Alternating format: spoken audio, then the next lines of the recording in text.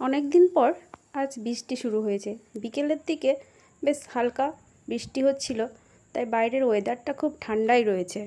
এই ঠান্ডা ওয়েদারে বিকেলে কিছু খেতে মন করছিল, কিন্তু কি করা যায়, বাড়িতে তো তেমন কিছু ছিল না। তাই ভাবলাম এই কাঁচা বাদামগুলো একটু কড়াইয়ে অল্প তেল দিয়ে নেড়ে নেওয়া যাক। এইভাবে কাঁচা বাদামগুলো ভেজে খেলে বেশ ভাজা ভাজা বাদামের মতো লাগে, অতটা খারাপ লাগে না। আমার তো খুবই ভালো লাগে। আমি এই ভাজা বাদামগুলো মুড়ির সাথে বেশ ভালোই খাই। মাঝে মধ্যেই আমি এরকম কাঁচা বাদামগুলো ভেজে নিই, তারপর মুড়ি দিয়ে খাই। খেতে আমার খুব ভালো লাগে। আর তোমাদের কার কার এইরকম বাদাম ভাজা দিয়ে মুড়ি খেতে ভালো লাগে আমাকে কিন্তু কমেন্ট করে জানিও।